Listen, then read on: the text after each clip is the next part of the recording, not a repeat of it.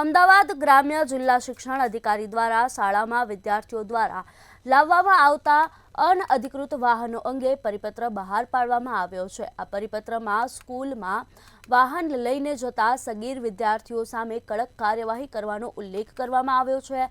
શહેરમાં મોટાભાગે ખાનગી શાળાઓમાં વિદ્યાર્થીઓ ગિયરવાળા દ્વિચક્રી વાહનો તેમજ ફોર વ્હીલ લઈને પણ જતા હોવાની ફરિયાદો અમદાવાદ ગ્રામ્ય ડીઓને ધ્યાને આવી છે।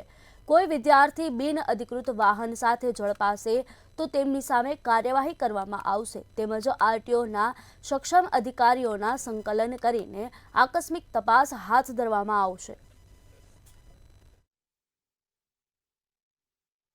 આ અન્વયે અમે અમારી તમામ શાળાના આચાર્યશ્રીઓને પરિપત્ર કરેલો છે। એક સપ્તાહમાં આચાર્યોને જાણ કરેલ છે કે તેઓ વિદ્યાર્થી અને વાલીને અનધિકૃત રીતે વાહન લઈને ન આવવા માટે સમજ આપે અને એક સપ્તાહ બાદ અમે આરટીઓ કચેરી તથા ટ્રાફિક પોલીસની મદદથી આ શાળાઓમાં આકસ્મિક મુલાકાત લઈશું અને આ મુલાકાત દરમિયાન જો કોઈ વિદ્યાર્થી આ પ્રકારે અનધિકૃત રીતે વાહન લઈ અને આવતો ધ્યાને આવેલ હશે તો તેની સામે આરટીઓ વિભાગ અને ટ્રાફિકના નિયમો અન્વયે જે પણ કાર્યવાહી કરવામાં આવતી હશે તે નિયમો અનુસાર કાર્યવાહી હાથ ધરવામાં આવશે। અમે જુલાઈ મહિનાથી સ્કૂલોનું સઘન ચેકિંગ ચાલુ કર્યું છે। અમે લગભગ સેન્ટ્રલ બોર્ડની જે સ્કૂલો છે સીબીએસઈ કહેવાય છે, સીબીએસઈ સ્કૂલો અમે અત્યાર સુધીમાં 71 સ્કૂલોની તપાસ કરી છે।